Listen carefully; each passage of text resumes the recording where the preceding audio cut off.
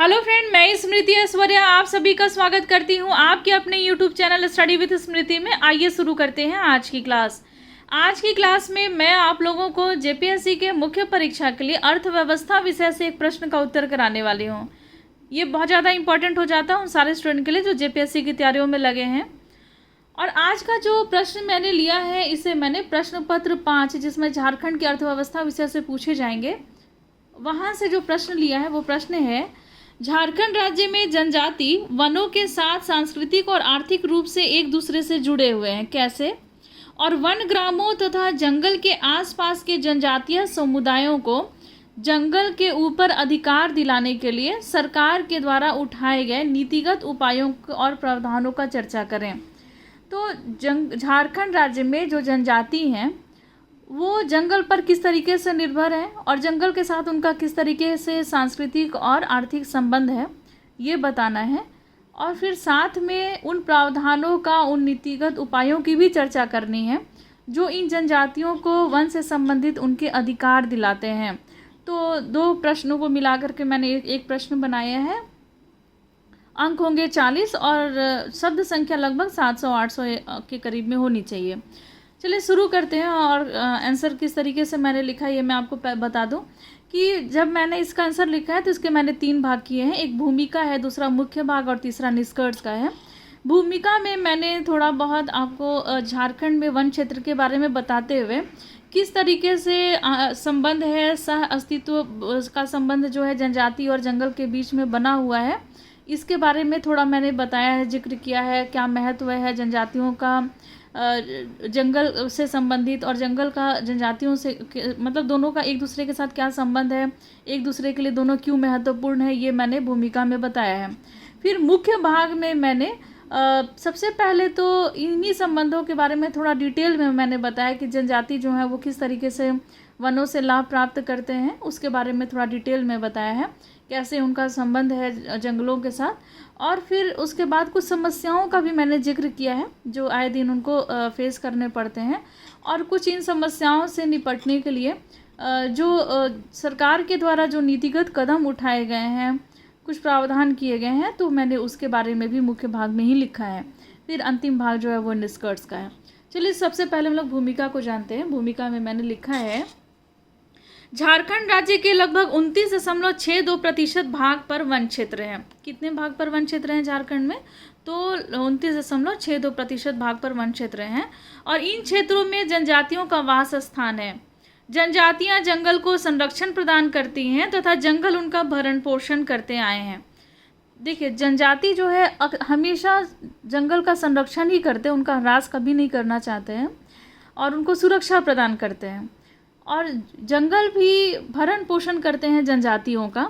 अतः जंगल एवं जनजाति के बीच सह अस्तित्व बना हुआ है। जंगल जनजाति समुदाय के आस्था, विश्वास, कर्म, पहचान और संस्कृति का केंद्र स्थल रहा है। जंगल उनकी विविध आवश्यकताओं की पूर्ति करता है, उन्हें सालों भर रोजगार उपलब्ध कराता है। जंगल तथा जनजाति के बीच अटूट रिश्ता होने के प्रमुख कारण निम्नलिखित हैं। इन जो जंगल और जनजाति के बीच में जो रिश्ता है, एक अटूट रिश्ता है, इसका प्रमुख कारण क्या, कौन कौन से हैं, चलिए उसको जानते हैं। मैंने यहाँ थोड़ा डायग्राम के माध्यम से यहाँ मैंने उन रिश्तों के बारे में बताया है। जैसे ये वन है तो इनका भौतिक संस्कृति जो है वो जंगल पर ही आधारित है, किस तरीके से हम लोग डिटेल में जानेंगे। पशुचारण के लिए जनजाति जो है वो जंगल को प्रयोग में लाते हैं। खाद्य संकलन के लिए भी, जैसे इनका फूल, पत्ती, लकड़ियाँ और भी बहुत सारे इनके पेड़ पौधे के जो भाग होते हैं उनको प्रयोग करना, किस तरीके से प्रयोग करना है, किस मौसम में कौन से फल ये देते हैं, इन सब की जानकारी जनजातियों को होती है। कौन औषधीय पौधे हैं, कौन विषैले पौधे हैं, कौन जहरीले हैं, सबकी जानकारी इनको होती है। तो समय समय पर अपने स्वास्थ्य की भी देखभाल जो जड़ी बूटी के माध्यम से ये उसकी आवश्यकता की भी पूर्ति ये जंगल से ही करते हैं। फिर कारीगर की सामग्री, जो लकड़ियों से बने हुए कुछ सामग्री को बना करके आसपास के गांव में अगर ये बेचते भी हैं अपने अर्थोपार्जन के लिए, तो इसके लिए लकड़ियां की भी प्राप्ति इनको जंगल से ही हो जाती है। जड़ी बूटियां ये प्राप्त करते हैं। मधु और मोम बनाने के लिए भी जंगल पे ये निर्भर हैं। लघु उपज के लिए भी जंगल पर निर्भर हैं। धार्मिक संगठन, धर्म से भी जुड़ा हुआ है ये जंगल जनजातियों के लिए। अब चलिए हम लोग डिटेल में इसको जानते हैं। भौतिक संस्कृति के विकास में सहायक है ये जंगल। जंगल के आसपास पाए जाने वाले जो जनजातीय समुदाय की भौतिक संस्कृति जंगलों से उपलब्ध पदार्थों से निर्मित होती है। उनके वाद्य उपकरण, युद्ध उपकरण, श्रृंगार प्रसाधन, आभूषण, घर और सामान आदि जंगल में पाए जाने वाले पदार्थों से ही बने होते हैं। जैसे बहुत बार ऐसा होता है जो कि फूल की जो कलियां होती हैं उनसे वो लोग अपने केस को संवारने में उसका प्रयोग में लाते हैं, या गले में माला बनाने के प्रयोग में ये लोग फूल का, पत्तियों का प्रयोग में लाते हैं। तो आभूषण बनाने में भी ये लोग प्रयोग करते हैं जंगल के उत्पाद का। और घर बनाने में भी जैसे ये लोग फूस के घर में ज़्यादातर रहते हैं, जंगल की लकड़ियाँ चुन करके ये लोग घर बनाते हैं लकड़ियों से, तो इस पे ये लोग डिपेंड रहते हैं। तो अपने भौतिक संस्कृति के विकास में भी मतलब जनजातियों के भौतिक संस्कृति के विकास में जंगल जो है वो काफ़ी लाभ पहुंचाता है। आर्थिक रूप से क्या संबंध है, तो जंगल से कई जनजातियां लकड़ी लाते हैं तथा उनसे घरेलू सामान तैयार करते हैं, जैसे टोकरी, चटाई, झाड़ू, काष्ठ उपकरण, बांस उपकरण, बेंत के सामान, रस्सी आदि का निर्माण करके उन्हें आसपास के गाँव में ये लोग बेचते हैं। वन श्रमिक के रूप में भी ये कार्य करते हैं, उन्हें वन विभाग के द्वारा काम दिया जाता है। धार्मिक संगठन, जनजातीय समाजों में धार्मिक संगठन निर्माण में जंगल का अनमोल योगदान रहा है। जनजातीय गांवों में आज भी सरना स्थल जो होता है वो गांव के जंगल में या जंगल के अवशेषों में होता है। धार्मिक त्योहारों का आधार जो प्रकृति के साथ साथ वृक्ष भी होते हैं जिनसे जनजातियों की आस्था जुड़ी होती है, जैसे कि साल और कर्मा वृक्ष। खाद्य संकलन में भी ये सहायक होते हैं। झारखंड के वनवासी को जंगल में पाए जाने वाले वृक्ष, पौधे, फल, फूल, बीज, पत्ती का पूरा ज्ञान होता है। किस मौसम में कौन से फल आएंगे और वो फल किस तरीके से प्रयोग में लिए जाएंगे, कौन से फूल आएंगे, उसका प्रयोग किस तरीके से करना है, तो ये सब की जानकारी इनको होती है। वे जंगल से औषधीय पौधों का भी प्रयोग खुद को स्वस्थ रखने के लिए करते हैं और खाद्य सामग्री की पूर्ति के लिए भी वनों पर वो आश्रित रहते हैं। कभी जंगल के राजा रहे, अब हम लोग थोड़ा समस्याओं की भी जिक्र कर लें। कभी जंगल के राजा रहे जनजाति आज वन श्रमिक बन गए हैं। वन संपदा के ऊपर स्वामित्व एवं अधिकारों में लगातार कटौती की गई है। लकड़ी, जानवरों की खाल, अस्थि तथा सींग की तस्करी आरंभ हुई। जंगलों की अंधाधुंध कटाई आरंभ हुई। अलग अलग परियोजनाएं आई, विकास के कार्य चलाए गए और सरकारी पदाधिकारियों के व्यवहार के कारण जनजातीय लोगों को समय समय पर आंदोलन का सहारा लेना पड़ा। जैसे कि सागवान वृक्ष रोपण के विरोध में आंदोलन हुआ 1970 में। बांध परियोजनाओं के विरोध में भी आंदोलन हुआ, जैसे कि स्वर्णरेखा परियोजना जब लाई गई तो इसके खिलाफ आंदोलन किए गए। कोयलकारो परियोजना के लिए भी आंदोलन हुए। तो जनता और जनजातियों के बीच दिनों दिन बढ़ते असंतोष के कारण जब भारत को आज़ादी मिली, क्योंकि आज़ादी के पहले भी वन नीति आई थी 1894 ईस्वी में, तो इस कारण से जनजातियों के बीच में वन से संबंधित बहुत सारे असंतोष धीरे धीरे व्याप्त हो गए थे। तो आज़ादी प्राप्ति के बाद से ही वन संबंधित नीतियाँ जो थी वो अब बनाई जाने लगी, जिसमें से कुछ प्रमुख निम्न हैं। तो अब हम लोग जानेंगे, यहाँ मैंने डायग्राम के माध्यम से बताया कि कौन कौन से हम लोग प्रमुख नीतियों के बारे में जानेंगे। वन अधिकार संबंधित प्रमुख नीतियाँ, इससे मैंने 1952 की राष्ट्रीय वन नीति, राष्ट्रीय वन नीति 1988 और वन अधिकार कानून जिसको FRA कहा जाता है, फॉरेस्ट राइट एक्ट, और 2006 में आया था। अब हम लोग उसके बारे में भी जानेंगे। तो तीनों के बारे में हम लोग को जानना है। तो 1952 की राष्ट्रीय वन नीति, अब इसमें जनजातियों से संबंधित कौन कौन से प्रावधान थे अब हम लोग वो जाने। तो आज़ादी प्राप्ति के बाद केंद्रीय कृषि मंत्री की अध्यक्षता में केंद्रीय परिषद की स्थापना की गई और 1952 में राष्ट्रीय वन नीति का सूत्रीकरण किया गया। इस वन नीति में कुछ प्रावधान किए गए थे जनजातियों के वन संबंधित अधिकार के। तो चलिए हम लोग उसके बारे में कुछ महत्वपूर्ण प्रावधानों को जानें।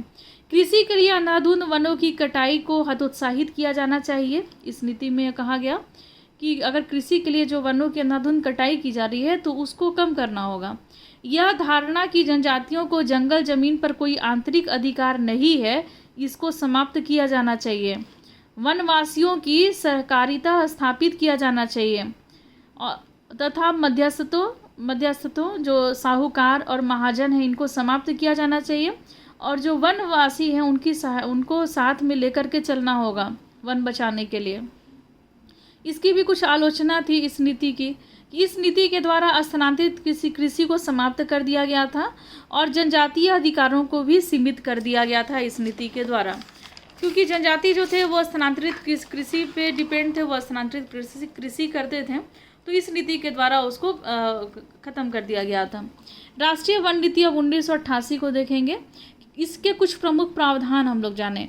जनजातियों से ही संबंधित कुछ प्रावधानों को मैंने यहाँ मेंशन किया है। देखिए, वृक्षारोपण तथा सामाजिक वानिकी कार्यक्रम के द्वारा वन क्षेत्रों को बढ़ाया जाना, मतलब वृक्षारोपण और सामाजिक वानिकी के द्वारा वन क्षेत्र को बढ़ाना इसका प्रमुख उद्देश्य था। ग्रामीण तथा जनजातीय लोगों के जलावन, चारा तथा लघु वन उपज की आवश्यकताओं को पूरा करना तथा वन प्रबंधन में महिलाओं को शामिल करना। अगर वन प्रबंधन किया जा रहा है तो उसमें महिलाओं को भी शामिल किया जाए। संयुक्त वन प्रबंधन की अवधारणा लाई गई। इसमें संयुक्त वन प्रबंधन की अवधारणा के द्वारा स्थानीय लोगों को वन प्रबंधन से जोड़ा गया। ये प्रमुख विशेषता थी राष्ट्रीय वन नीति 1988 की, कि इसमें वनवासियों को भी नीति के निर्माण में या नीति बनाने में उनका भी सहयोग लिया गया और वन को बचाने के लिए इनका सहयोग बहुत ज़्यादा आवश्यक था। इसकी आवश्यकताओं को समझते हुए राष्ट्रीय वन नीति 1988 में इसको प्रमुख रूप से इसको स्थान दिया गया। अब हम लोग जानेंगे जनजातीय जंगल अधिकारिता कानून 2006, जिसको FRA वन अधिकार कानून 2006 के नाम से जाना जाता है, मतलब वन अधिकार कानून 2006 FRA। प्रमुख उद्देश्य आदिवासी, मतलब ये FRA का प्रमुख उद्देश्य आदिवासियों को उनके वन संबंधित अधिकार दिलाना था। जो आदिवासी हैं उनको वन से संबंधित अधिकार दिलाना, और इस कानून के माध्यम से वन ग्रामों में रहने वाले तथा जंगल क्षेत्रों के आसपास रहने वाले जनजातियों को जंगल के ऊपर अधिकार प्रदान किया गया, कि जंगल के ऊपर उनका अधिकार है। इस कानून के तहत वन ग्रामों के जनजातीय परिवारों को भूमि का पट्टा तथा जंगल के उपजों के उपयोग का अधिकार दिया गया। ये जो कानून बनाया गया, इसके तहत जो वन ग्राम हुए उनके जनजातीय परिवार को भूमि का पट्टा दिया गया तथा जंगल उपज के उपयोग पर भी अधिकार दिया गया। वन में निवास करने वाले जो आदिवासी थे एवं वनवासी, उनकी सांस्कृतिक और प्राकृतिक विरासत को सुरक्षित रखने का भी अधिकार मिला इस FRA कानून 2006 के माध्यम से। लेकिन विभिन्न नीतियों के बनने के बाद भी जनजातियों के वन संबंधित समस्याएं हैं, कुछ शेष रह गई हैं। अब हम लोग थोड़ा उस समस्याओं के बारे में भी जान लें, आखिर क्या समस्या रह गई है। तो वन विभाग का अकारण हस्तक्षेप, कानून का सफलतापूर्वक क्रियान्वयन का अभाव, लोगों में कानूनों की पूर्ण जानकारी का अभाव। जो कानून बनाए गए हैं वनवासियों के लिए, तो इसकी भी पूर्ण जानकारी इन लोगों को है नहीं, तो जिसके अभाव में ये अपने अधिकार को पा नहीं पाते हैं सही तरीके से। और जंगल और अभयारण्य में अतिक्रमण की समस्या, ये तो और भी ज़्यादा बढ़ गई है। इस कारण से सुप्रीम कोर्ट ने अभी फरवरी 2019 में एक आदेश दिया है, सुप्रीम कोर्ट का आदेश है ये, कि अतिक्रमण की समस्या के समाधान के लिए फरवरी 2019 में सुप्रीम कोर्ट ने झारखंड समेत विभिन्न राज्यों में अवैध रूप से जंगलों में रहने वालों को बेदखल करने का आदेश दिया है। और भी विभिन्न राज्यों में ये नियम जो है वो लगाए गए हैं, जो अतिक्रमण की जो समस्या है उसके समाधान के लिए अवैध रूप से जो जंगल में रह रहे हैं उनको बेदखल करने का आदेश दिया गया है। और ये बहुत बड़ी समस्या है कि वनवासियों को उनके अधिकार मिल नहीं पा रहे हैं और अवैध रूप से उनका जो जगह है जंगल में जो उनका अधिकार है तो उसको छीन करके अतिक्रमण बढ़ता जा रहा है। अब हम लोग निष्कर्ष देखें कि निष्कर्ष में मैंने क्या शामिल किया है। अतः यह कहा जा सकता है कि जंगल एवं जनजाति के बीच सहस्त्राब्दियों से पारस्परिक संबंध तथा आपसी निर्भरता बनी हुई है। दोनों एक दूसरे के पूरक हैं, पृथक नहीं है।